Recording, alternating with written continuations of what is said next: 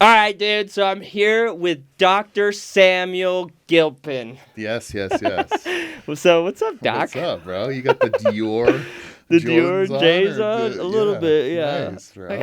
I wore them for. I wanted to wear them for the content. Nice, Yeah, bro, these are my yeah. Saturday shoes. Yeah, nice. The designer kicks. The design. Yeah. Dude, so I'm super stoked to have you on here.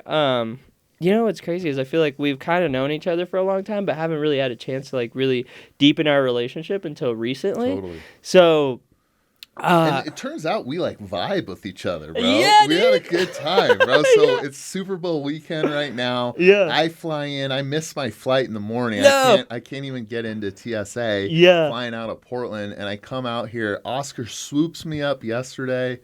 We jammed out. We got stuck in all this traffic. Dude, we ruined his whole day. Yeah, it's okay though. Yeah, but we had fun. Yeah, it was a good time. Yeah.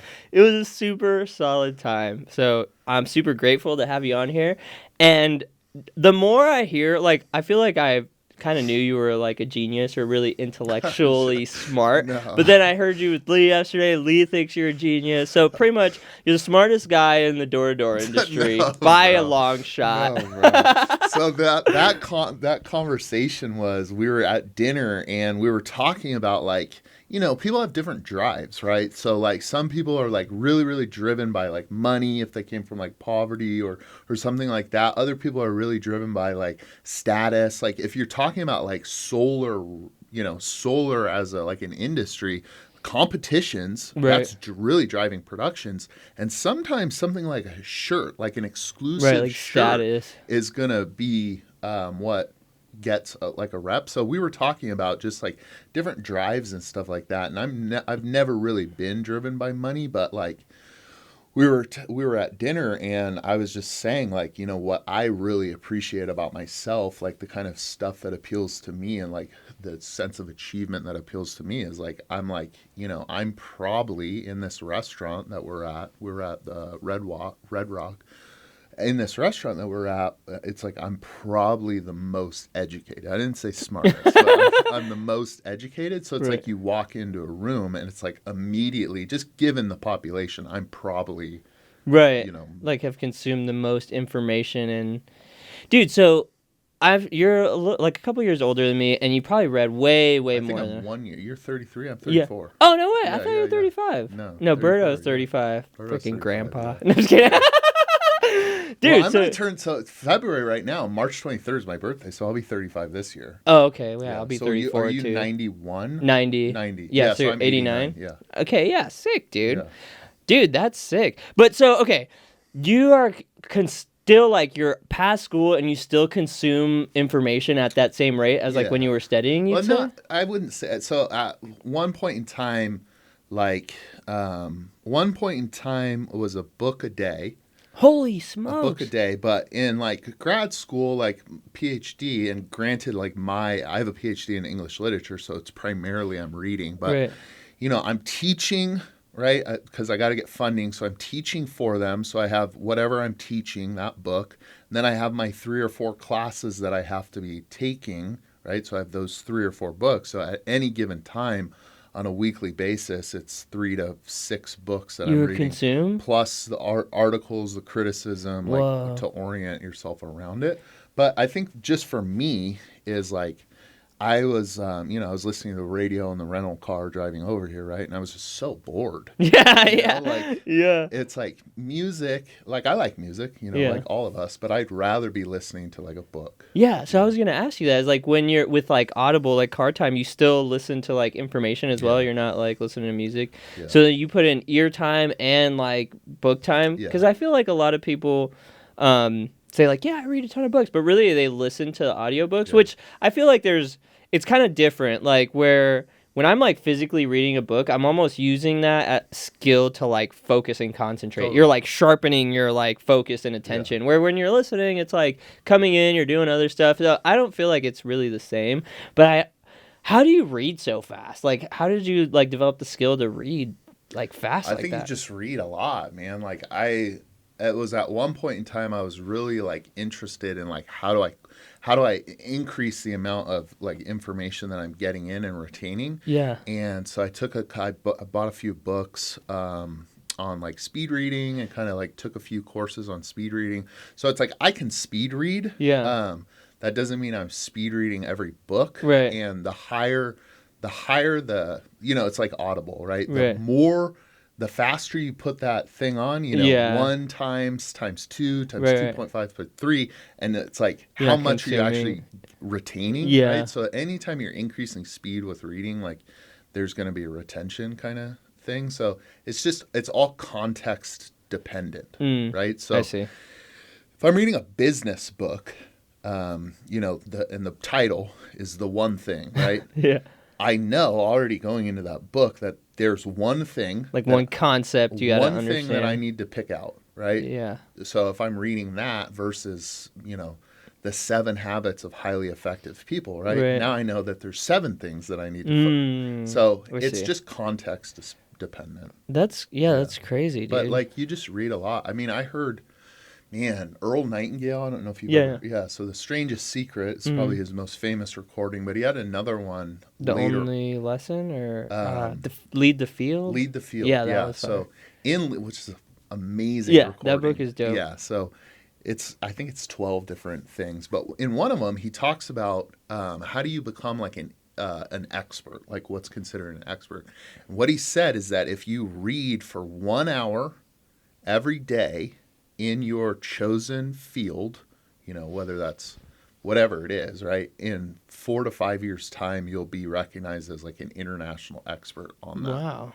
So that's wild. It's just that one compound piece of, you know, consistently showing up on a daily basis, consuming information. Eventually, you're going to outpace. Right. People. I mean, that's how I feel like I read a lot, but in comparison to you, it's like I don't have 13 years of like compounded information. You know, I've only started taking it really serious over the last like 2 or 3 years. Yeah. But yeah, it's like you fall in love with it and consuming information that you start applying it, and then you start like freaking using it. Like one book that I read a while ago, and then I just popped on the audio of it, is Never Split the Difference. Yeah. And there's like labels, and there's this thing I've been doing like everywhere, and it works like magic. It's like you pre-frame the fear. So like when you're dealing with a customer service representative or whatever the case is, like, hey man, I'm gonna be the most annoying person you ever deal with today. Like, or I was thinking this could probably work on the doors too. Like, hey, this is going to be the most terrible experience you have all day. You have a minute? And then they're like, oh no, you're not that bad. Yeah. Like, you know, they always like going up to bat for you. They don't even know you. And I'm like, cool, dude, because I'm going to need you to do that. Like, you know? Well, I think with the doors too is like, if you're like different. So like something I've been thinking a lot about, you know, on this because I was labeled the other day, and I was like, I felt it right, no way. right when it happened, and I was like, uh-oh. Like, you're like, what am I gonna do next? Yeah. So, but like, it was, you know, the only reason I brought it up, because we do it all the time, right? But the only reason I brought it up was because of like the implication of the label, that I was like a good person, and then if I don't do this, and that's the power of labeling, right? The power of labeling, like, Oscar, you know, I know you're an honest person, right? So you're gonna pay me or whatever, right? So, but on the doors, like, I've been thinking a lot about mismatching. So, for instance, if I tell you, like, you know, solar's the greatest thing ever, right? Or I'm like, the utility is terrible, terrible, terrible, right? You might, your ego might get like involved, and you might be like, the utility's great, it gives me power. Or like, solar, no, right? Yeah. So I'm gonna, rather than leading them to the frame that I want, I've mismatched the energy. So what if we switch it up and we, you know, knock on the door and, hey, you know, I saw you got and I don't know what NVE is at, but I know it's astronomically high. But up in Portland, you know, 18% with Portland General Electric. Hey, the utility went up 18% in January. We're just coming around, you know, congratulations on it. All your neighbors, they've been thrilled about it, right? So it's like, they're going to go, oh man, I hate it. I can't believe they're doing all this, right? Yeah, that almost is like, it stimulates a reaction. Yeah. So like you're prepared. A reaction I want. Yeah. Because you're going to like diffuse it or change it, right? Dude, this guy, do you know TJ Direct Solar? he used to, when I first got started in solar and he was like kind of training me, I used to be terrified, bro. He literally would do anything he could to agitate the homeowner, and they'd come out pissed off, like angry, and he's just like, oh, hey, sorry to bug you, da, da, da. And he would defuse it. But I was like a total rookie. I'd be like, dude, he's gonna fucking shoot me. Like, what am I gonna do? He like throw rocks, dude. He like hop the gate, knock on the window, like come back, like.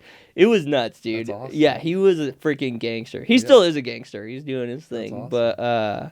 But yeah, so if you create that like agitation, then you're prepared to like with your talk track on how to like respond to it, right? So and it's like if I go, I can't believe that NVE or PGE or Pacific Power or like whatever utility is doing this. The homeowner, more than likely, right? Because the homeowner's trying to get you off the door. They're trying to end the conversation.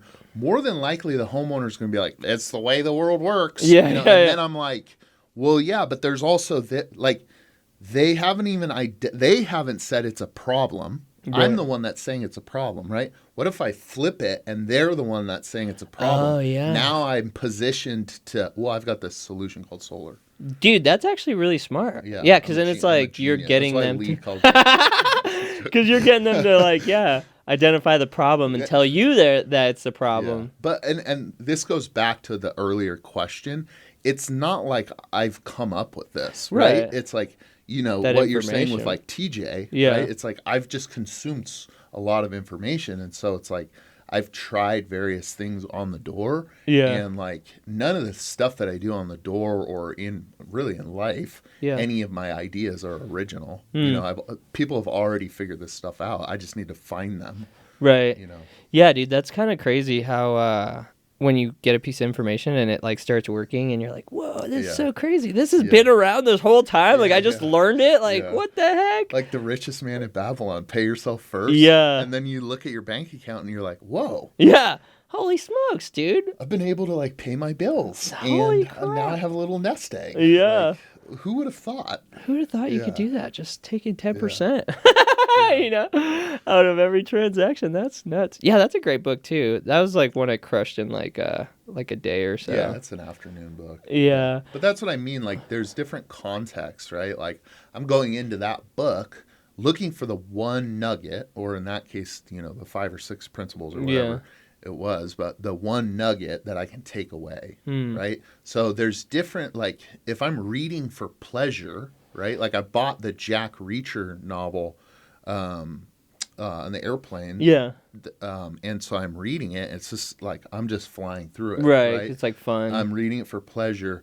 If I'm reading something that's like, I want this specific one piece, what's the piece of gold that I need that I can get to quickly and access that quickly? I'm not probably going through each page like laboriously trying to figure out. Yeah, because it's a different type of like.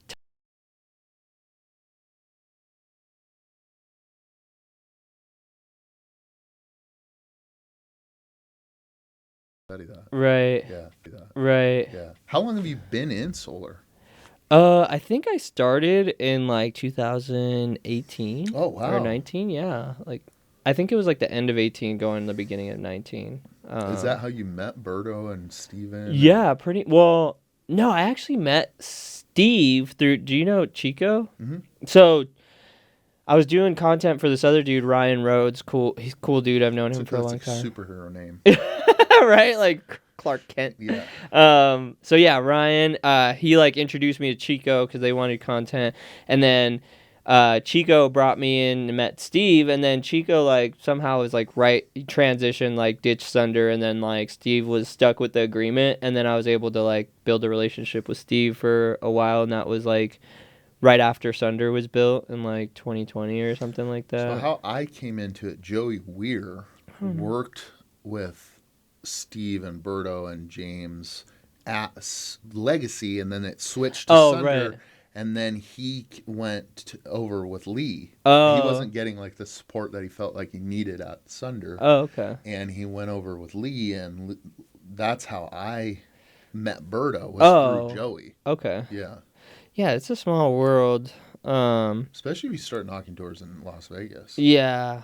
Yeah, so that was 2018. That was cool. I was like slow with the camera. And my buddies were just killing it, dude. Like, just making crazy money. And I was like, this is insane, dude. Like, are you serious? This is for real? And they're like, yeah, dude, all you gotta do is knock on doors. I was like, I can fucking knock on doors. Like, what? And then, I started doing it. I was like, fuck, this sucks. Yeah, kind this of, is hard. Yeah, this is super hard.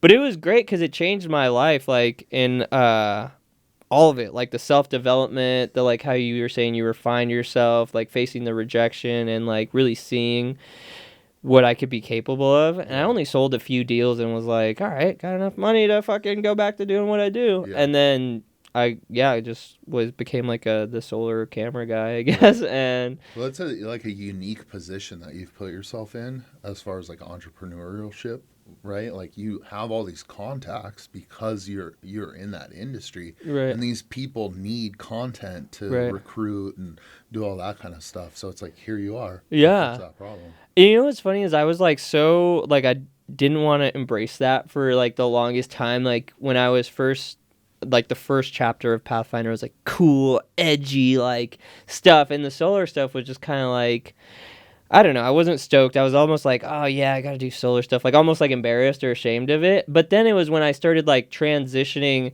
that like the heart or the spirit, like the cool edgy stuff, and take it to like the solar space or do like stuff in that like manner, I guess, for solar, that I was like, oh, I could, now it's starting to click, and I started like really get it. And yeah, it's expanded since then. I still am like, feel like I'm on a journey to like figure myself out, you know? Oh, totally. I mean, that's how I first heard about you, is I'm knocking doors with Berto and James up in Oregon.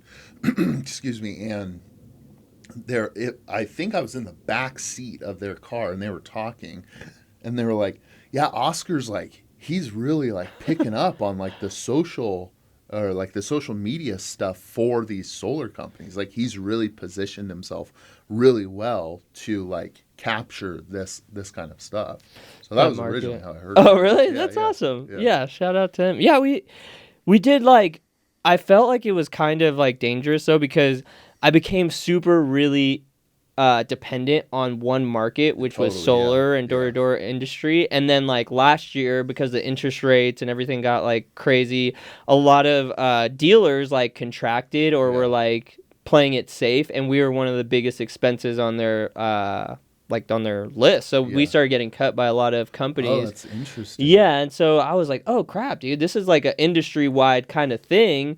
I was like, dude, we're like, all our eggs are in solar. We should start doing other stuff again, you know? So that was a cool lesson. You know, everything. Yeah, I mean, when those interest rates hit, the bank dealer failure, fees. You know, I remember this was 21, late 21 is when it started happening. Was that when the California? I think that was like, or was that 22? I think that was like 20, like What the end of year is it 22. now? It's 24, bro. Yeah, so I think it was like 22. Yeah, 22 was NEM 3.0, and then I remember right after that, the installer that we had been working with like started, you know, kind of showing some signs of like, you know, the and pressure. we were all in, Right. right? They were telling us to go sell here, here, and here. We can get deals in quickly. Cool. Put all our guys in there, you know, and then when it's like, hey, we can't pay your guys, it's like, what do you mean? Yeah. You know, that's terrible.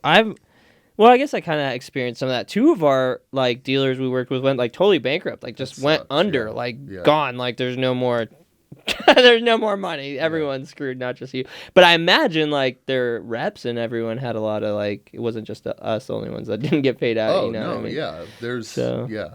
And we were like part of I feel like we were helping their deception, because like online everything's all good, you know what I mean? And then all of a sudden like it's just over and everyone's like, what do you mean? Everything looks good online. Like, you know what I mean? But I think that's like one of the biggest things that I learned in door-to-door, in sales, in marketing, and all that kind of stuff, is like the facade that is the presentation in social media. Dude, it's is so like, crazy.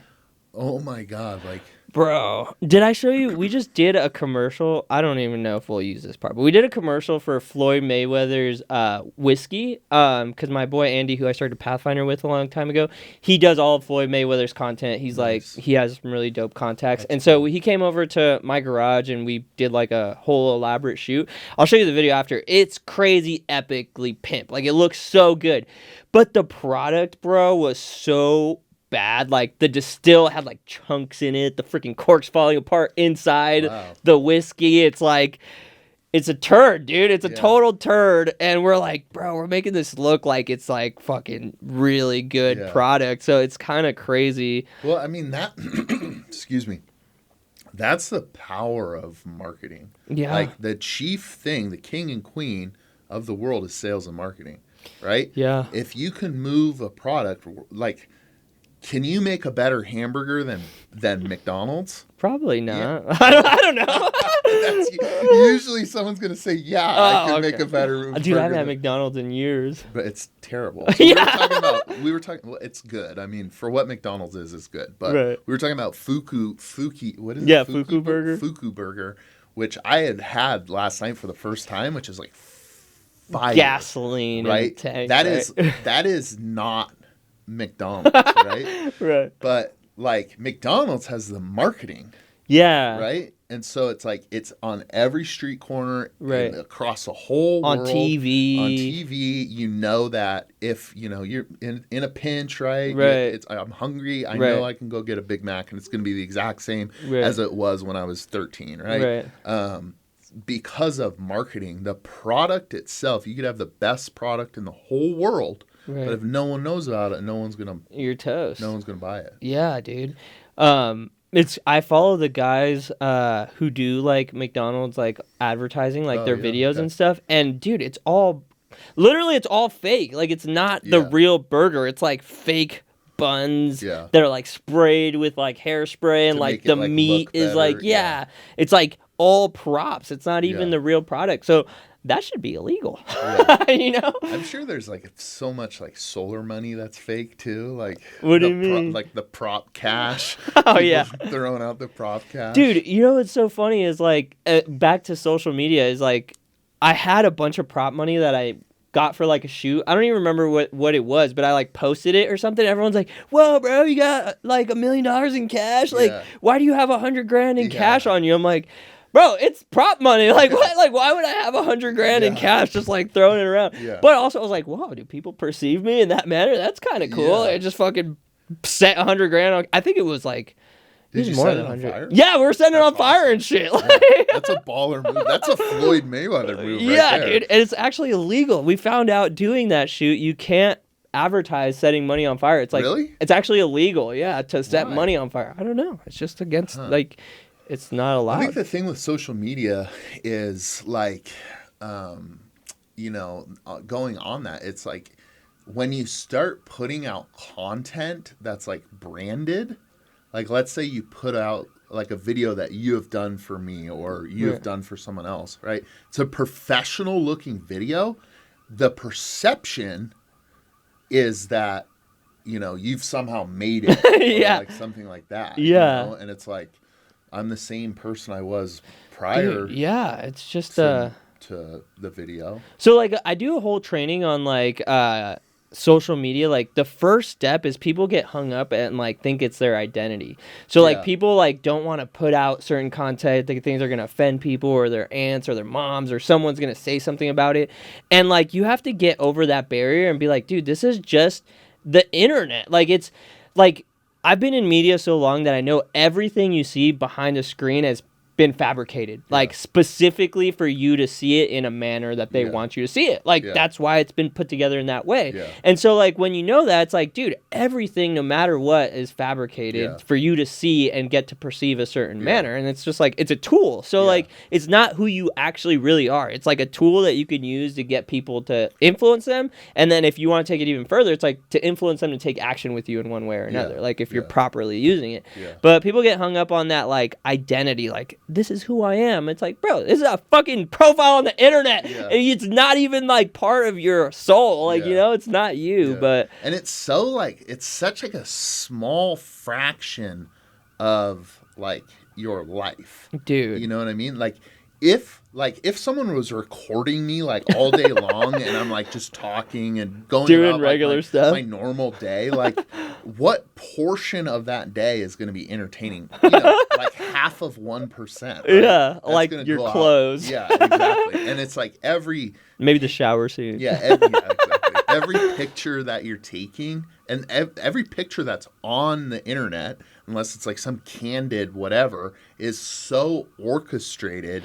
100%. It's so, you know, you've seen those things where, you know, the women are like, you know, they have the like the belly or whatever, and then they Right. turn and they're like they look like a stunning supermodel, right? Right. Like it's the same person. Yeah. It's the exact same. Nothing's changed with their body except our angle of perception, right? But Yeah. we're so influenced by, and I think it's because it moves so quickly, Right. We can't digest something long enough if we're just scrolling through. Right. So we see someone, you know, with the prop cash, right? Right. And we're like, man, Oscar's made it. Holy you know? crap, Oh we're my setting God. money on fire. Oh my Wow. God. What's Oscar doing? Yeah, dude, same thing as I was doing a shoot for like dude, this billionaire guy, he has like $700 million worth of cars. He wants Wow. us to do like a YouTube channel for him. So Yeah. we're shooting like a Ferrari, and I just like got to sit in it, and like I didn't even drive it. I just got that we were supposed to shoot the inside, so I took a picture of the inside of the freaking steering wheel, and everyone was like, "Congrats, bro!" I was like, "What?" Like Yeah. I would nowhere near like buying a Ferrari. If I had 250 cash, I would definitely not buy a Ferrari with it. Yeah. I'd put it in that real estate investment thing I was telling you about. Yeah. But so that was kind of crazy too. It's just like the perception is wild, but also you could leverage it. That's why I'm starting a coaching program for videographers. It's actually just a course and like the option to work with me one-on-one. I don't know what it's going to do. I'm just kind of testing an ad and seeing how it'll work. But shit, I don't know where I was going with that. What were we talking about? Something So about... it's like leveraging your expertise. Oh, yeah. Is that what you're gonna say? So I'm really against the coaching like market because it's all perception. Like, who's to know like what their actual like credentials or value are? Like, even I'm trying to leverage my expertise to a certain degree, but it's like you can't. It's really hard to guarantee someone's success because you have to like walk with them through it. It's like taking someone on the doors and like showing them every single step and then analyzing what they're not doing to like change it to create the result. And so like most like big coaching guys, they're too big. They don't take the time to really refine your pitch with you. So it's like you're not going to get that full value, you know what I mean? So I don't know, it's all a facade. Yeah, I think with like education or coaching and stuff like that, I think there's a valid market for it. I don't think it's like, I think a lot of us, we have a problem, and obviously you get third party, someone else.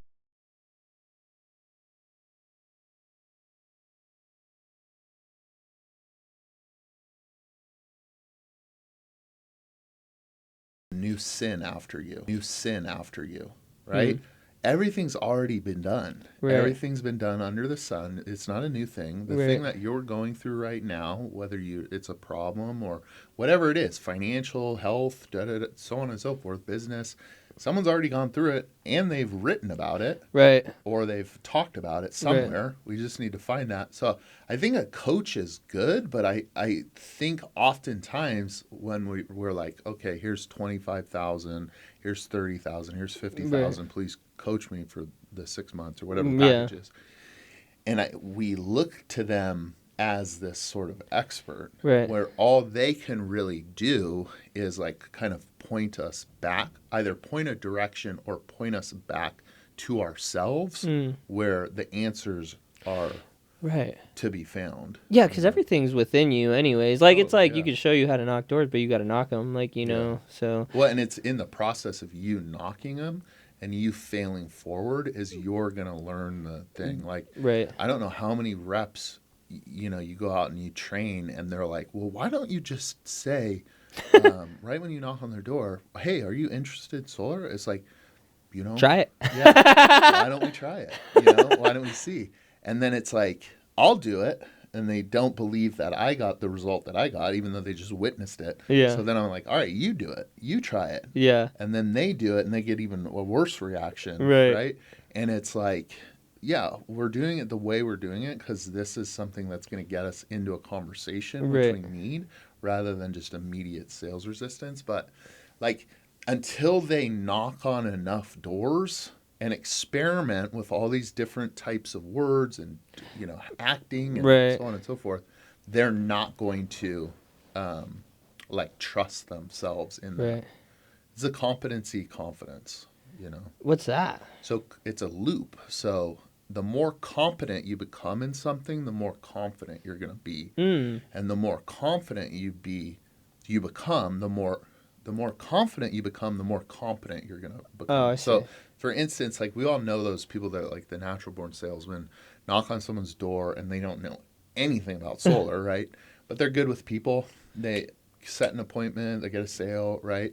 Their appearance, they're so confident in what they're doing. But if you ask them, like, well, what's ITC tax credit? They have no idea what they're talking about. It's like, it's letters, dude. Yeah. Duh.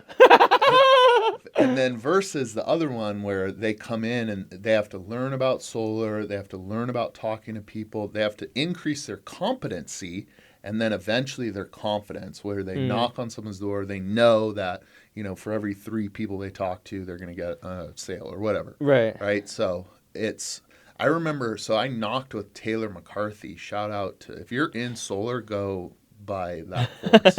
Like Knoxstar University, follow Taylor on social and all that stuff. Super valuable content. But I knocked with him here in Vegas. First time he ever knocked doors in Vegas.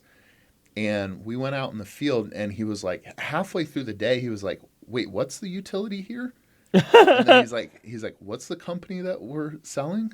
Like he had so much confidence just from years and years and years and years of doing it that he didn't need to know what the rate hikes were or what the utility was doing or even the name of the company, right? Like he had just so much confidence because he was a complete professional. Yeah. Right. So, you know, that's like the two extremes, right? Right. You know, of kind of door to door, of sales. Yeah. Dude, okay, well, let's pivot a little bit. I know I heard your story, like, on Lee's podcast, so maybe we could fast forward it to where you're at now and what you're excited about moving forward in the future. Totally. Where I'm at now, what I'm excited about in the future. It doesn't have to be just, like, work or anything, just, like, overall, like, I don't know. Yeah. Well, I don't know. I'm in, like, I feel like I'm in a good position to, finally in a good position to kind of do some of the things that I've been seeing a lot of people. I've had a very, I wouldn't say difficult. I mean, it is what it is, but I've had a lot of starts and stops in my door-to-door career. You know, moving through companies or an installer or so on and so forth. Problem with a branch, you know, there's no perfect solar installer, right? But the secret with solar is, and door-to-door especially, is you have to be in one spot, and that's how you build, right? Yeah. So it's like, you know, you earn a good income this year, right?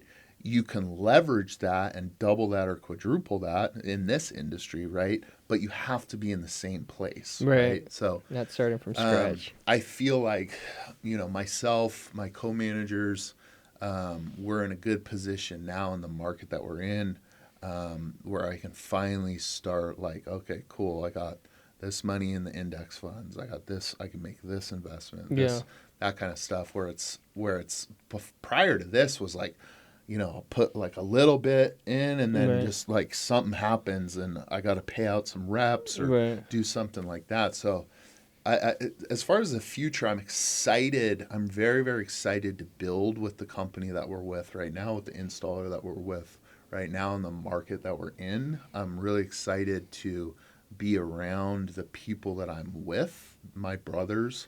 I feel like God's constantly working on my life. And the things that I perceive as tragedies or failures or something like that, on a longer term timeline, I can see God's perfect movement around. But I feel like right now too, I've struggled with like an identity for a long time. Prior to my door to door career, I was, PhD student, poetry I wrote. Dude, I actually been reading the stuff that you post. Oh, It's nice, pretty bro. dope. Yeah, appreciate that. But yeah, I used to write like, 4 hours a day. That's what I did, right? Really? It was like I wrote, I read, I thought. That's kind of what I did. And when I got into door to door, I think one of the things that initially drew me to door or sales in general is like the type of person that you would think of like a salesman. You know what I mean? Yeah. Like if we were at like door to door con this last weekend or something like Yeah. that, it's like, the jacked brother, just good looking, Solar good bro. smile. Yeah, the solar bro, that kind of stuff. And it was like, I've always kind of wanted that and wanted that identity. I think I'm a very charismatic person if, I kind of open up and that kind of stuff. But I wouldn't say that I'm someone that, really had the people skills to be able to like go out and in the field, give me a login and I'm just going to go out and sign someone, right? So I think initially that's what attracted me. And then, I also was in a relationship at the time where I really felt like I needed some money. And the identity that I shifted into, I started wearing, Nikes, which is, there's nothing wrong with Nikes. I'm not trying to say that. It's just I've never Yeah. owned them, right? It's like Yeah. these are Clarks, what I'm wearing right now. Let's go. Typically, I wear Clarks, right? like, and like that's just kind of what I mean. Like I started losing what my authentic kind of identity had been in this effort to kind of try and be something that I really wasn't. So I've really seen this last, 5-6 months, maybe even a year, but definitely I've been a conscious effort the last like 6 months to be like, okay, who was I? Who am I now? And how do I bridge those things together and start kind of doing that and like living more authentically in that kind of thing. So I'm in an industry, right, that typically we're not celebrated for our how much education we have, right? Yeah. You know what I mean? It doesn't matter, right? It's like I have value that I can bring to that industry. That industry has value that can put into my life. Doesn't matter where I'm getting my paycheck and how I'm paying my mortgage. It doesn't matter for the things that maybe are those like interests, right? Like I'm sure if you didn't have a media company, you'd probably still be taking pictures, right? And making Maybe. social, yeah, Or doing what you guys are doing. doing sales. But Yeah. like, I don't mean like for, on the weekend, right? Yeah. You're like going around, you're probably taking pictures Yeah. and like because you enjoy the camera, Yeah, that's how it right? started. You just actually have positioned yourself. Now, the thing that I enjoy is I'm not building bridges, right? I'm reading books. No, Right. there's no money in poetry, right? Right. So that was always a thing that in my past life in school, I would always think like, man, I'm not building a bridge. Like I'm not really bringing value to the world. And it was like, it messed with me, a lot. Really? Yeah. Huh. But you're bringing But when you write, like, and you put your thoughts down, like, that's an assortment of, like, information that people could use to get context on a subject or or whatever topic you're writing about, and that potentially is valuable, right? But I mean, even that, what you just said, it's use value, yeah. right? Like I have to do something useful, right? So like a poem, an art object, right?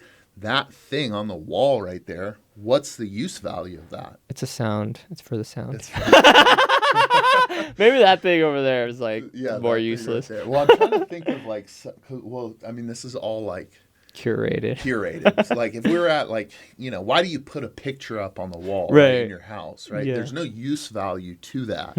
I see what you're saying. But there's aesthetic value, right? My experience of the room is now completely different. And it's like if there was nothing in here and we walked in here, we'd be like, this is weird, bro. Like, I feel uncomfortable in here. Yeah. Like one wall's white, one wall's, It's blue. echoey. There's a popcorn like, ceiling, Yeah. like, and there's just open windows, right? Yeah. Like there's nothing in here. It would feel off-putting, Yeah. right? So there's aesthetic value to things. There's pleasure inherent in aesthetics and art objects that is the value. That's why someone goes to a museum. That's why someone goes to a concert. That's why someone, kind of watches a movie or whatever the art object is, the value itself. But I was missing that for so long. I kept confusing use value, which is the value that obviously we need in the real world. Right. I need a street that works. Right. You know what I mean? Like, but like my experience of the world, just like my experience of walking into this room, is heavily affected by the aesthetics of something. So there's pleasure inherent in an aesthetic thing. So that's how I see poetry now. And there's an enjoyment that I have now with it because it's not tied to like me like having the pressure to, of like creating value with it. Yeah. Dude, that's really dope to like, I mean, it's dope that you're sharing that as like something that you've gone through and like experienced. And I could always tell, I don't know if this connects to what you're saying, but this is like the thought it stimulated for me is creating value in the world as a service or whatever the case may be, even adding value to another human. I notice like a lot of people when they break maybe to like a entrepreneur or like just like I don't know, they break through a barrier, but below this barrier they don't understand what like giving value is like, or like what value is. Like they go to a job but they don't understand that like they're doing something value for exchange. They just feel like, oh, dude, I don't know how to word this.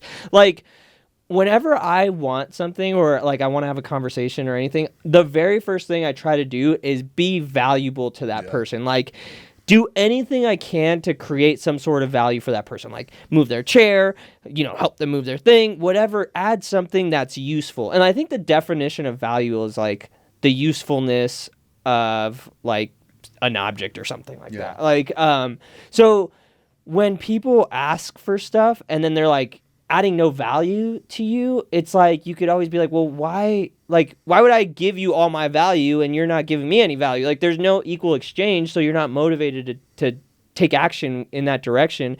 And I think like a lot of people before they like crack the code of being of value to society, and usually it's like entrepreneurship or whatever, providing a service or a product, you don't understand that. Like it took me a long time to understand that like being useful and adding value to someone, you just are like, almost, it's like an entitlement. Like you should talk to me or you should give me something or I am valuable because I read 1 million books. But like, if you're not like you said, that pressure of like being valuable and giving something useful for someone, like.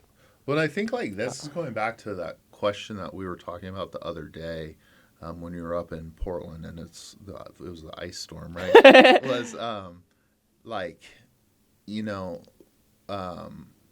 that entitlement, like typically, like we've always been taught like life is inherently valuable, right? I think in the West, that's kind of like a baseline truth, right?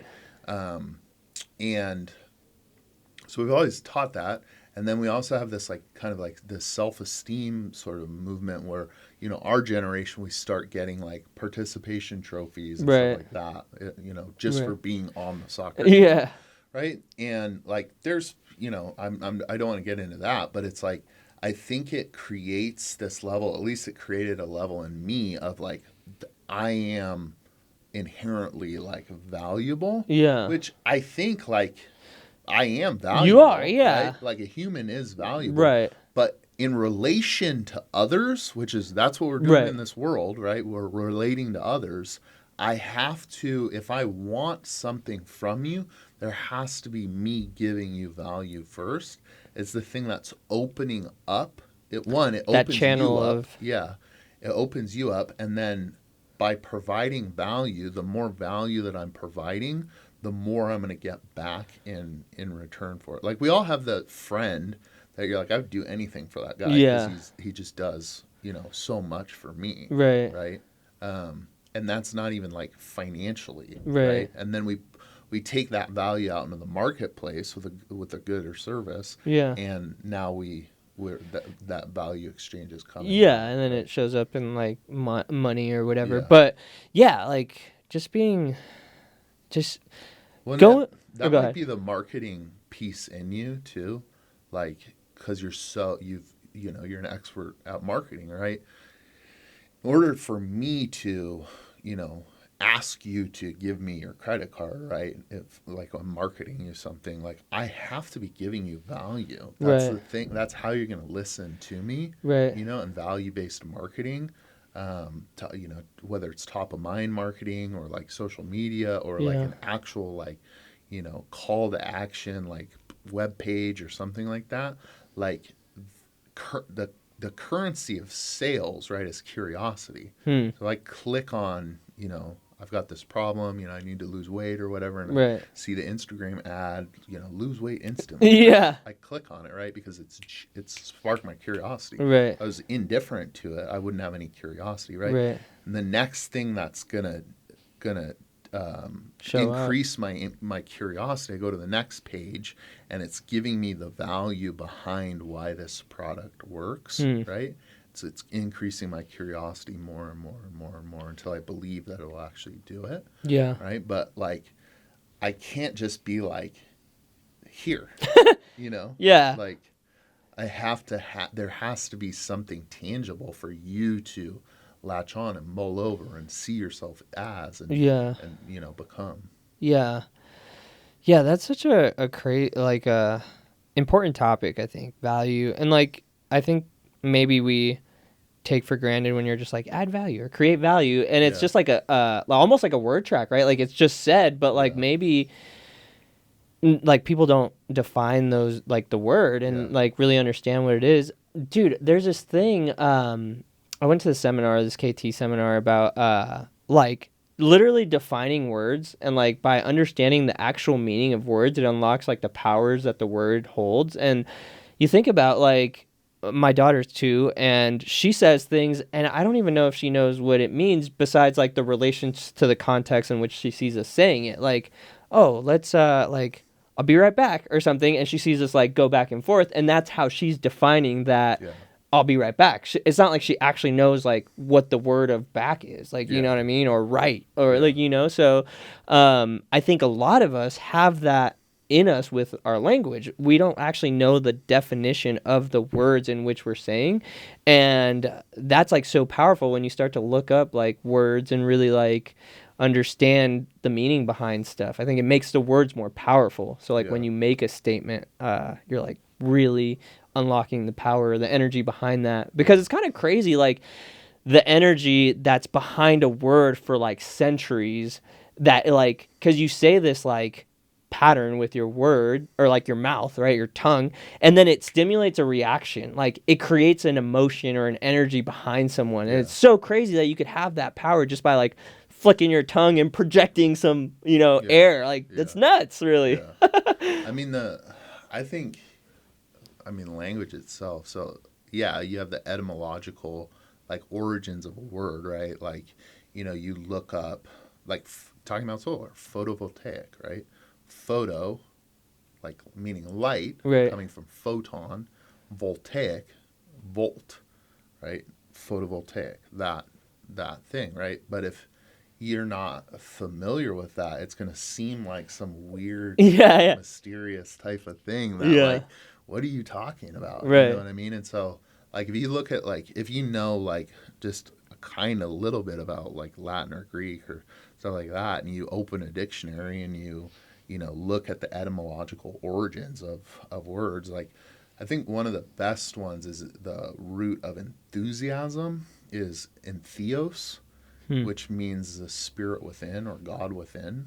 And so if I have a lot of enthusiasm, there's something that's coming from inside that I'm expressing out. So it's like, you see that. I think one of the things that I've always, I mean, one of the things I've mulled over a long time is like the construction of language in its relationship to other people and the world. So I'm sitting here and you're sitting there. Now, if we flipped it around, you're sitting here. You would say, I'm sitting here, you're sitting there, right? Yeah. It would mean the complete opposite thing, right? So there's this inherent like self-centeredness, and there's this theory. So obviously we have different cultures, right? East, West, so on and so forth, right? And those different languages. There's the theory that the construction of the language is orienting the worldview of that person. So that geographic space. So like there, I've heard it, you know, and the Joseph Campbell's the one that's coming to mind is that the Western ego in trying to pursue like an Eastern sort of like nirvana or like spiritual practice, because of the West, it's a lot harder for, now I don't know if this is true or not, but it's a lot harder for that person to like reach nirvana or ego death or whatever, however you want to turn it, through an Eastern course. Whereas like there's Western like mysticism and stuff like that that's constructed because the West's ego construction through the language is different than the East's construction of the ego through their language. So I can't remember the theory of it. It's like Waldorf or something, Morris Waldorf or something like that. But it's essentially that your language both limits the world as well as constructs the world. And the limits of your Wittgenstein, who was a philosopher, he said that the limits of your language is the limits of the world. Right? So if you think about that, the perfect example is your daughter. You know, you know a lot more words than she does, right? Yeah. So inherently your world is a lot more expansive than hers, you know? Yeah. So, and I think that goes back to like the power, like what we're began our conversation with, the power of education. Yeah. You know?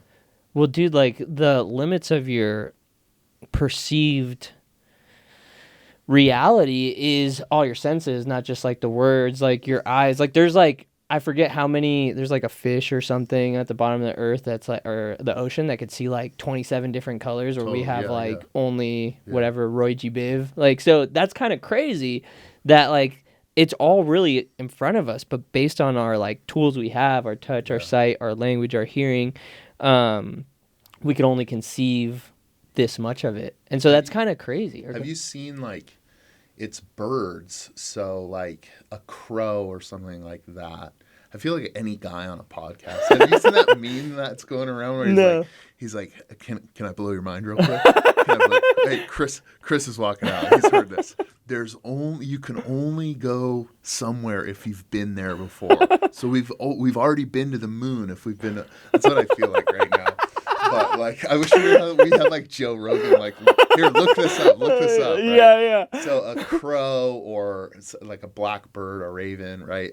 A crow, we perceive that bird as black, right? But a bird's perception of light is a lot different than ours. So if we put the full spectrum of light on that bird, on a crow, it's actually this multicolored bird, but we can't see it because we can't pick up that spectrum of light. Whoa, no way. Yeah, so crow's actually like this beautiful radiant thing, and we treat it like a rat. We're like, get out of here, you rat. You rat bird. Get out of here, you ugly rat bird. But like, it's so true, man. Like, we know that this chair or this room is actually like, there's really nothing there. Like if you get on the deep level, there's like the quantum physics, like it's just field. Space, right? Yeah. Like, and then like the matter is actually just energy. It's not even solid, it's energy, right? But my perception of the chair is like, I'm sitting in the chair, you know, based on like, because our bodies matter too. So like, we have to be matter in order to perceive matter. Yeah. Like, you know what I mean? So like if you like kicked a rock, it hurts, but like if I don't even know how to I read this somewhere and I don't even really know what somewhere along the lines like if you weren't matter and you kicked a rock then it wouldn't hurt or something like that. I don't know. I Well, that's don't know like how the to thing, connect like, it. that's the philosophical question of, like, if a tree falls in the forest and no Right. one's around, does it make a sound? Right. Right? Right, because if I guess like if How there's do we know? no one to perceive the vibration in which Yeah. like it's So there's David Hume. He was a Scottish. I think he was an Enlightenment philosopher, so like 17, 1800s, somewhere in there.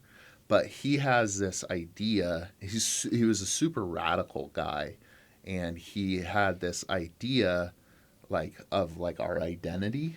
So his idea was that it's a bundle theory of perceptions. What that means is my perception of me is I'm the one that's stringing it all together to make an actual identity. like a reality Yeah, even, right? where in reality it's just perception, right? And so I'm the one that's stringing all of it together to create this identity for myself because I have to have that identity. But is it actually there? Are you the same body?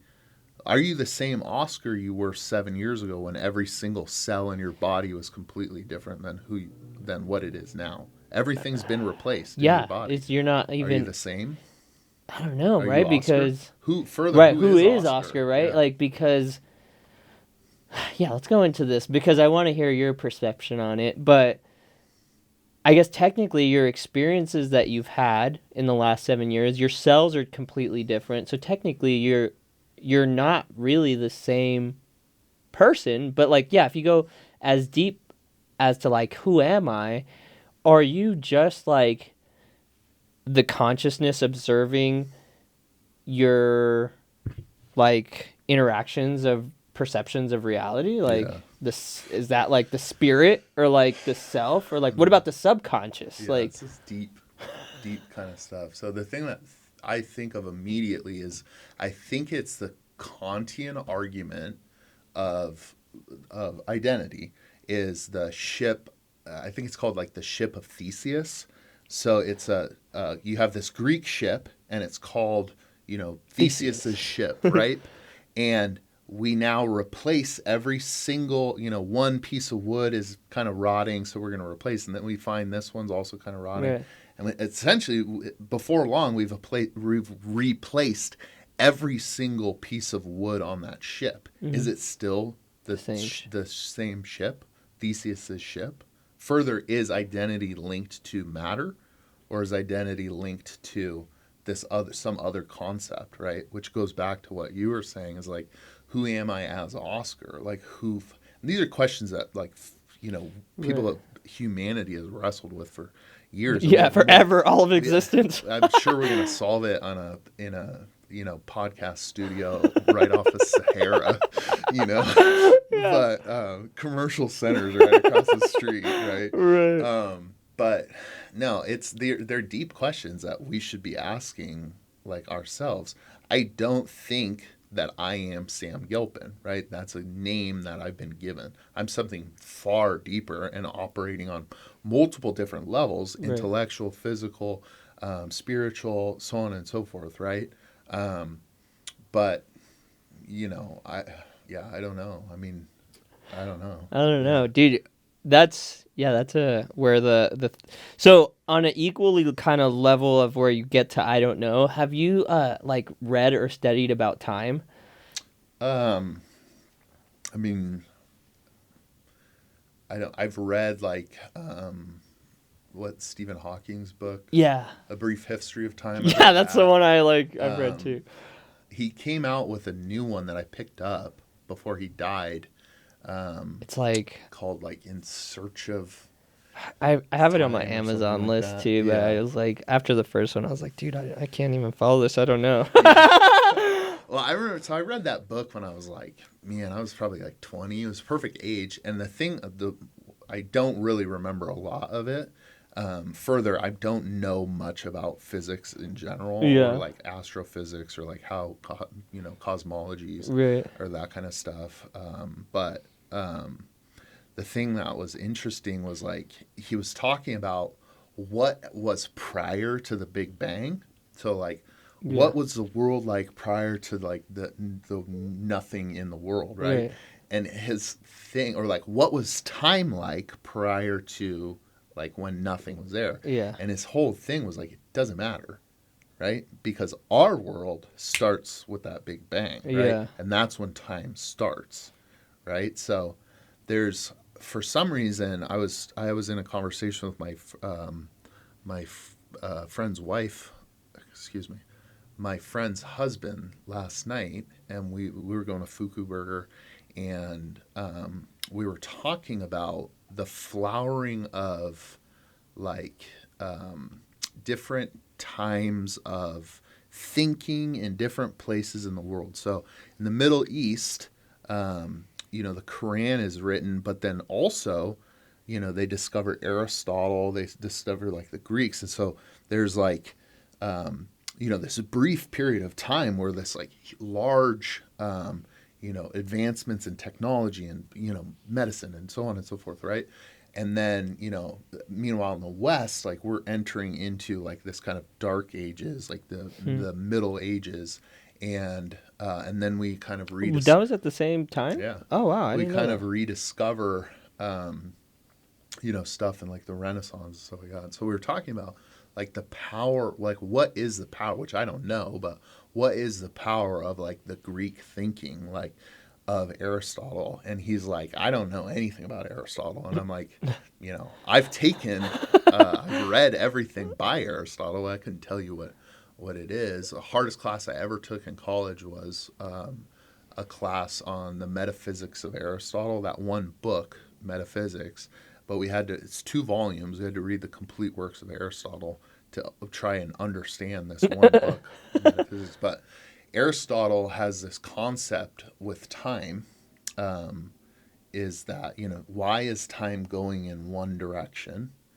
And he talks about at some point in time, one, like, in order to move something, something has to move it, right? So, like, if something's just here, Yeah. stationary, and no external forces moving it, Right. it's just going to stay stationary. So, in order to have time, it has to be like there has to be some movement with it.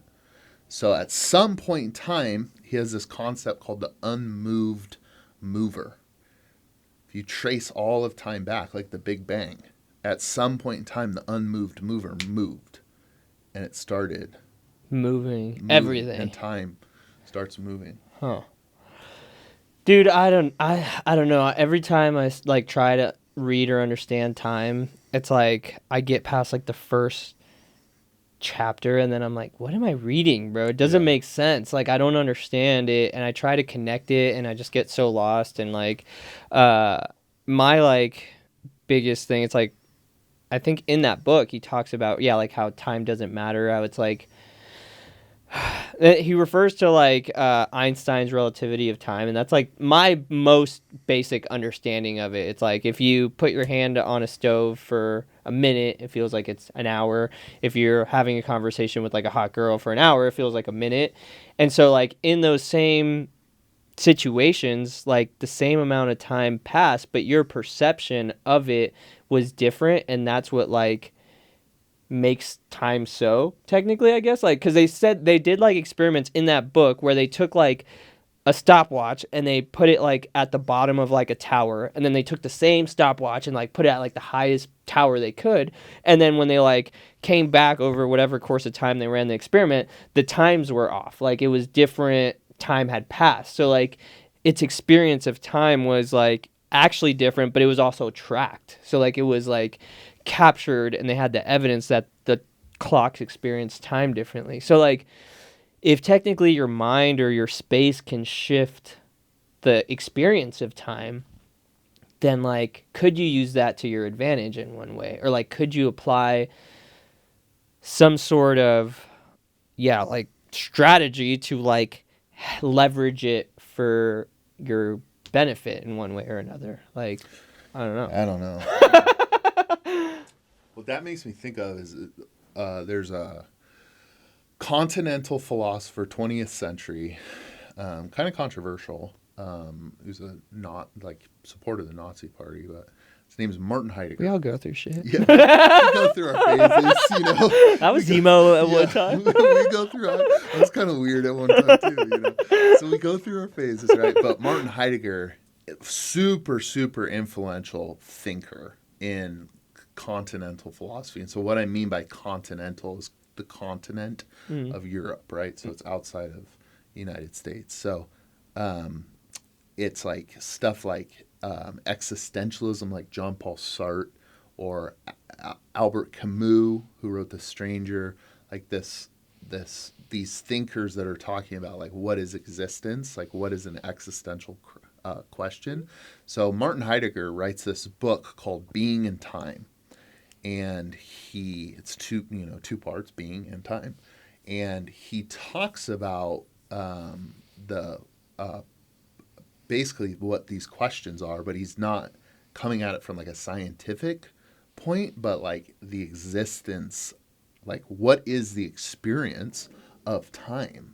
And so he talks about he has this term that he calls Dasein, and it's translated as like being there. So it's like that I would be this, like I'm here, you know, in this part of time, you're there in that part of time with the location and like all that stuff, right? And our individual experiences. And what he talks about is we're going along, you know, in the world, just operating, and then we fall out of like the kind of groupthink, and we realize that we're going to die. And suddenly we're like, what's our value? Like what am I really concerned with? Like, you know, we're going, so the Super Bowl would be a perfect example right now. Super Bowl weekend, so many people are here, all this kind of stuff, right? And you know, I'm captured by this, you know, the commercials and the spectacle of the whole thing, right? And all of us are collectively, and we're watching this, and then, you know, and then suddenly I feel like a little pain right here, and I'm like, oh no. And so I fall out of the group consciousness into my own, like, what is my life? Have I made it how I wanted to be? Am I orienting myself in the things that are actually important to me, or am I caught up in like this pop culture kind of thing, right? So it's anxiety he has this term, being towards death. I'm always moving in time towards death. That's a powerful statement. And that I should consciously, you know, figure out what my values are, what my, you know, how do I want to leave? What legacy do I want to leave? What impact do I want to leave? How do I want to be remembered? Is it really important that I make as much money as possible, right? Like, what do I do with that money? Like, once I made it, do I hoard all of it and or do I give it all away? Like, what? And so I have to critically think on this stuff because I'm stuck in time. No one, he has this term called throneness. You didn't, maybe you did, but no one probably, you know, when you weren't Oscar, you were asked like, hey, do you want to come live life? Yeah. You're Oscar. You're thrown into this moment, right? I'm thrown into this life, and I have to come to terms with what I want this life to be for me, what I want this life to be for the people around me that I impact, for the society, like all that kind of stuff. And these are questions that I need to like figure out, you know, because I'm moving towards death you know. Dude, that was like freaking powerful. It made me think. And I think that's what I'm always trying to do, is think deeper, right? Like, I'm kind of stuck on that, dude. Like,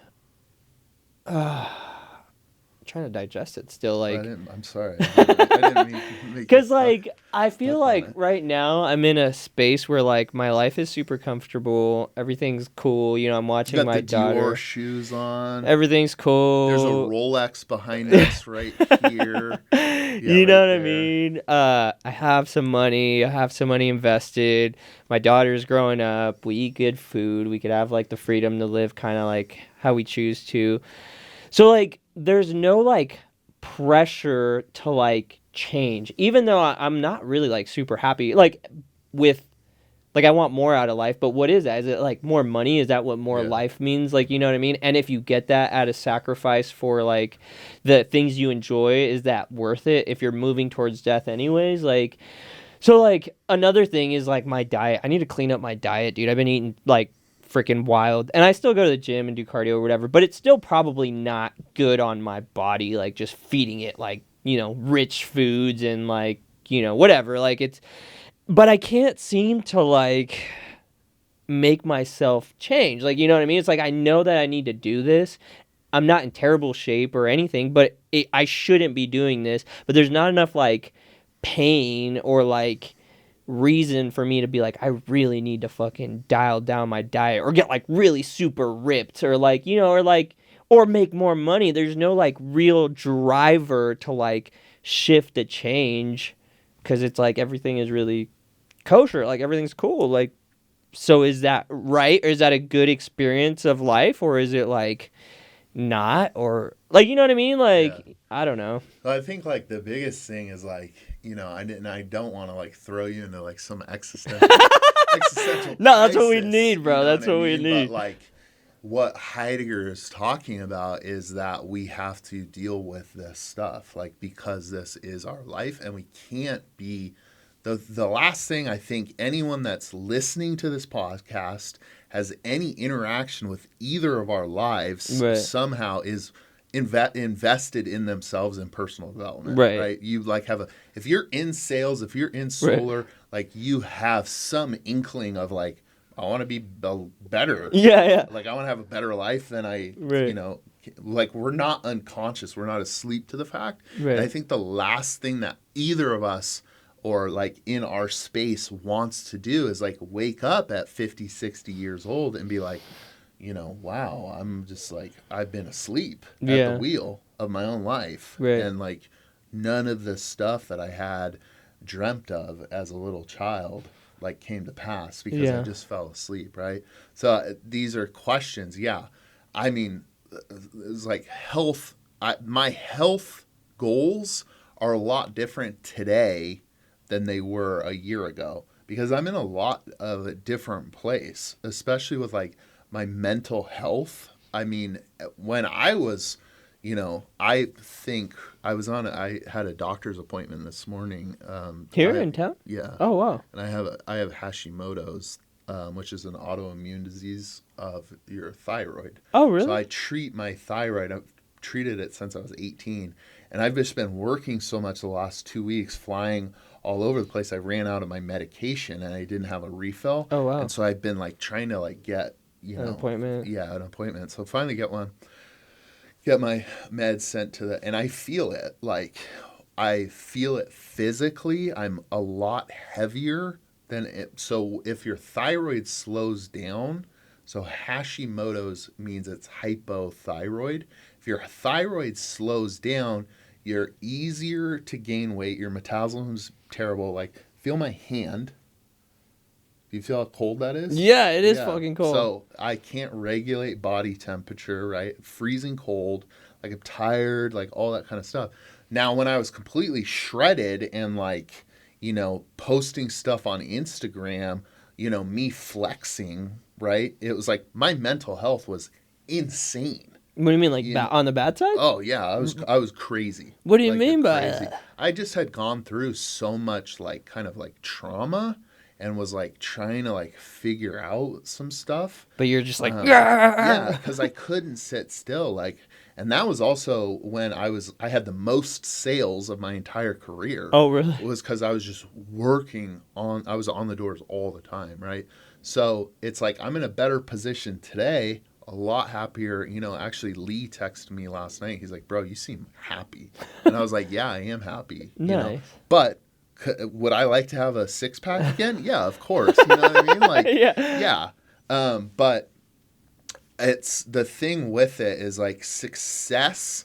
This is like you have to know yourself. Like, in order to be like living, you have to be taking accountability and taking an inventory of the things that are important to you, right? Because success looks different for you to Right. me, right? So I think a perfect example is two exact same positions. They were both regional managers in two different companies, right? And I have good relationships with both of them. The exact same position, right? From the exact same place. And one of them, their goal is 50 million, and the other one, their goal is 10 million. And why is that, right? That should be, you would think that both of them would be, Right. let's split the difference, 25 million, Yeah. right? But it's just their perception of what rich actually is, right?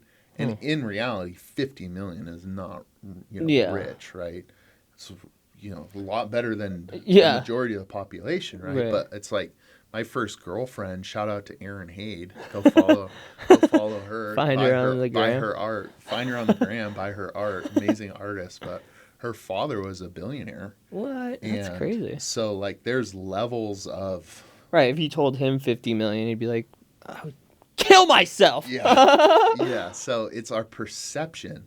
So the success of you being able to like provide for your family, wear the Dior shoes, right? I don't know why I keep bringing that up, but it's just because I keep saying it. But like Cool props. your perception of like what's like comfortable, someone in your position might be like, I got to scramble to like get more money, or Yeah. like I got to scramble to like do something because it's not enough, right? Right. So I think it's really, really important that us in this space of sales or marketing, but personal development in general, is like really take inventory on like what does success mean to you? Is it a number in your bank account?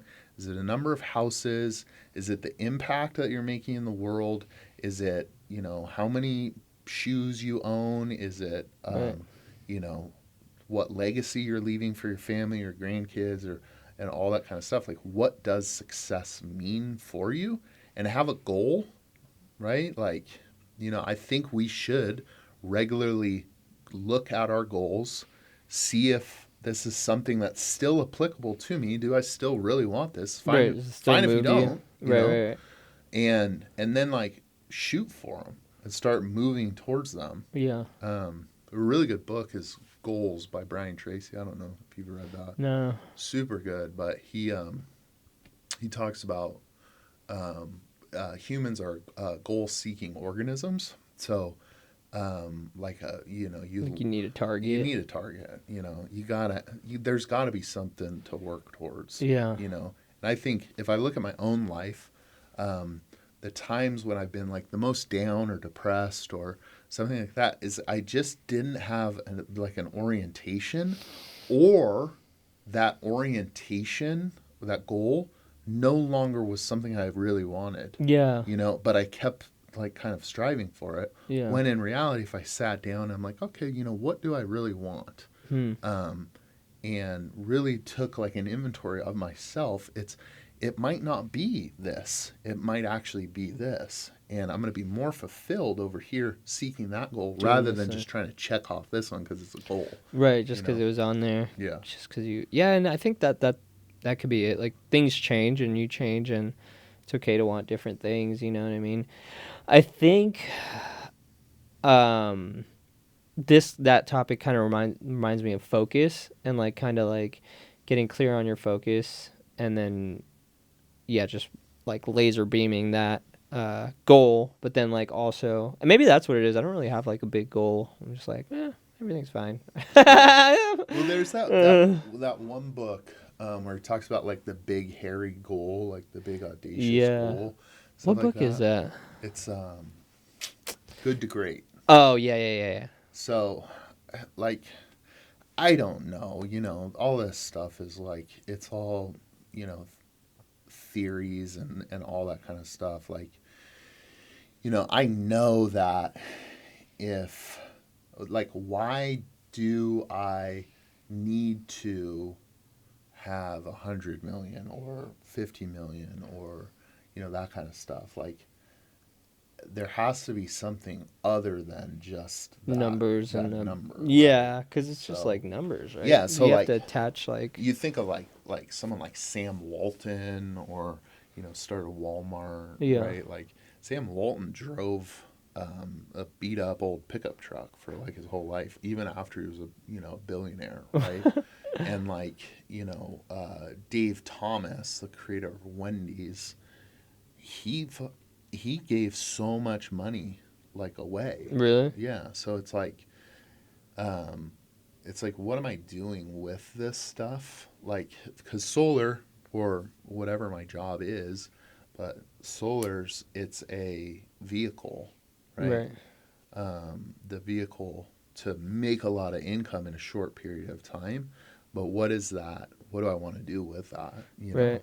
What's the kind of impact that I want to have in people's lives? What is that?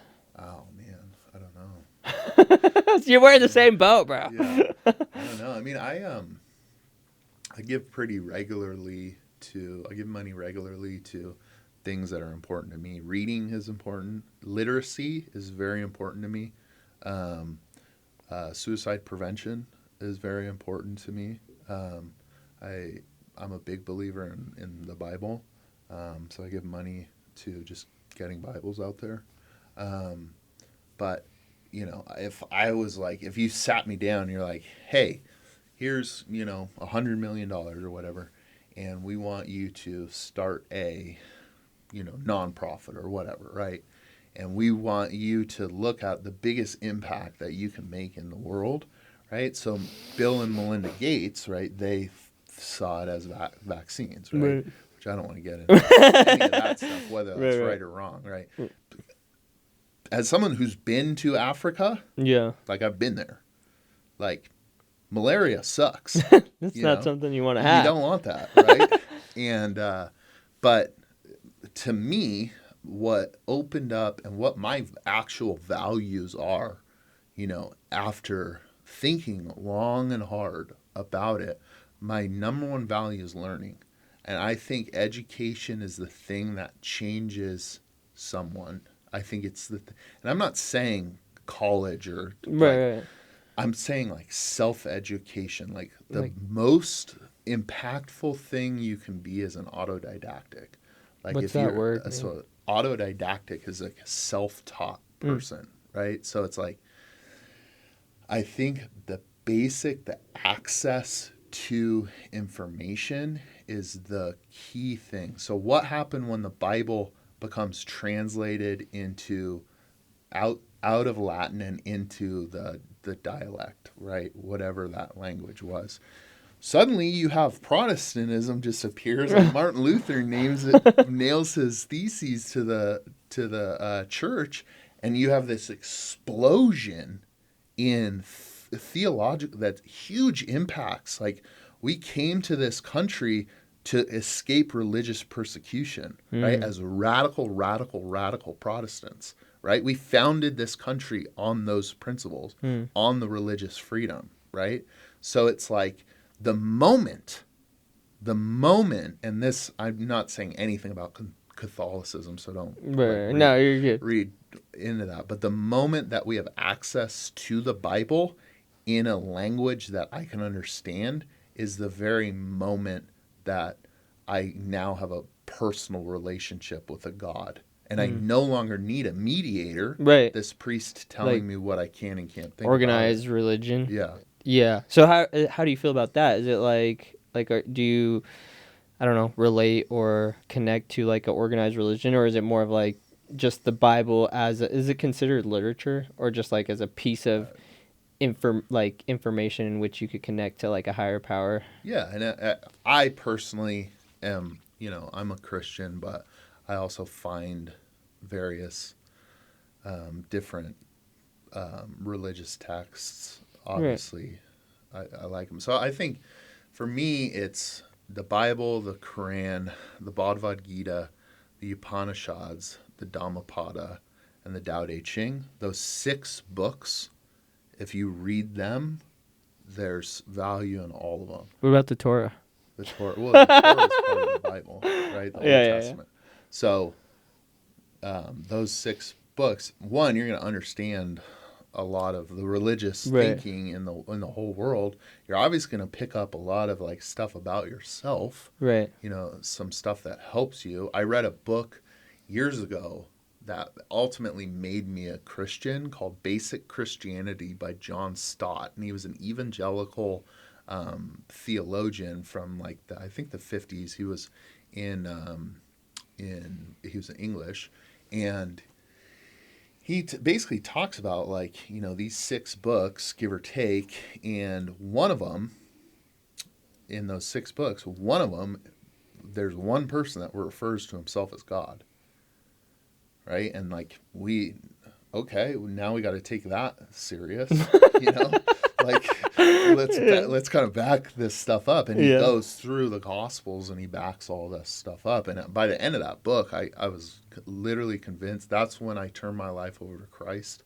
The last page of that book is inviting Christ into your life, right? And I was up. It was a perfect time in my life, and I was up in this like retreat. Up in the mountains in Oregon, and I was alone, and I was on the bed, and got up, and I, hit my knees, and I read this prayer, and and I've tried to, and we fail, but tried to live my life in that kind of principle. Yeah. Since then, but that being said, is like the Tao Te Ching is one of the all-time, most poetic books. But 2 is like that thing is profound. Where is that from? Like what That's dialect? Chinese. That's what it sounded like, but I didn't want to be assumptuous. No, that's Chinese. So Lao Tzu is a philosopher, before Christ. I want to say, maybe like 500 to 1,000 years before Christ. So, oh, wow. This book that he leaves behind is like, I think it's like 88 or so, little short kind of like meditations. The first half is on this thing that he's talking about, the Tao. So he says the Tao that can be named is not the eternal Tao. So the thing that I'm pointing to isn't what I'm actually. So the Tao basically is like harmony with like the world, right? And then the second half of the book, and so the first half of the book is basically like the Tao and what it is and who has it and that kind of stuff, and like how to be in touch with it. And then the second half of the book is like essentially like politics, right? Like how do you govern according to like the Tao. So in that time period, you also have like Confucius comes a little bit later. He writes the Analects. Confucius also really impactful thinker, in that part of the world. But there's this kind of at least my reading of Chinese history, which is not very extensive or anything like that, right? You have these 2 kind of polar opposites: the Taoist thinking, which is more like, kind of like go with the flow, kind of, right? And then the yin and yang. Yeah, and then the Confucian, which is very like orderly based, like society like has order and like things need to have order. And so you have at various points in Chinese history, like, one flowering while the other one's kind of falling away, right? But yeah, Confucius is from the same like origin as the Tao guy. What's yeah, his name? so Sorry. Lao Tzu. Lao Tzu, sorry. Yeah, so Confucian. I mean, you have tons of different philosophers at that time talking about how to organize society, and this huge flowering of philosophical and religious thought, right? But Lao Tzu, the story of him is, it's kind of like a mythical story, but he's essentially like this kind of like hermit, and he's like leaving town, and like he's a wise old hermit, right? And he's riding like a donkey or something like that. And the guard at the gate is like, "Hey, Lao Tzu, like, where are you going?" And he's like, "I'm leaving. I'm going away." And then he's like, will you leave us something?" And he writes the Tao Te Ching and gives it to him and goes then off. Yeah. Disintegrates into the ether. Yeah, and then there's the next influential thinker in Taoist is this guy Cheng Zhu or Cheng Zai, but he's the one that talks about, he's like asleep and he's dreaming that he's a butterfly, and he wakes up and he's like, so now he's awake and he's like, am I a butterfly who's dreaming that I'm a man, or am I a man who's dreaming that I'm a butterfly? And that's like his like big thing, like who are we, like where are we, like what is this, you know, is this reality, is there something that's deeper than this? I mean, I think there is, but yeah, that's pretty crazy, dude. yeah. Well, anyways, bro, we've been talking for almost 2 hours, believe it or not. I feel like that's ended. So I'm surprised that I had an hour and 45 minutes on this card, so it's probably coming pretty close. Cool. But dude, I could freaking jam with you all day long. I feel really grateful that you're able to inspire like deeper thought in me. I think that that's what I'm always looking for, is like just a deeper or a wider. Have you done shrooms? Mm-hmm. So like just like when you just feel like that like wide thought, like that's all I'm trying to always do is like tap into a deeper thought. So I appreciate you helping me tap into a deeper thought. I hope that the viewers got some value out of this. Totally, yeah. We were all over the place. Dude, we were all over the place. I mean, there's going to be some great social content for sure. Nice. But dude, any last words you want to leave the audience with? I would say a lot of our conversation is like that we've been having is like, look inside yourself. All the answers are already there. Look inside yourself, figure out what is a value. What are your values? Not Oscar's values. What are your values? Really investigate that self, and then dream big and go chase that, So I love it, bro. That's the final thought. I feel like we can sum everything up in that. Talking about time and being and life and all that is look inside yourself, figure out what your values are, and then go chase that. Go create that reality in this 3-dimensional world. Yeah. Well, you heard it from the man himself, Dr. Samuel Gilpin. I don't think you get doctor very often, huh? We need it. I'm gonna change. Yeah. I'm gonna have everyone call you doctor. I'll be like, "What's up, doc?" Yeah. Yeah. Sick, dude. Well, yeah. Thanks for coming. Thank you all the way from Portland to Las Vegas. At the worst time. Yeah. All right, brother. Cool. Peace.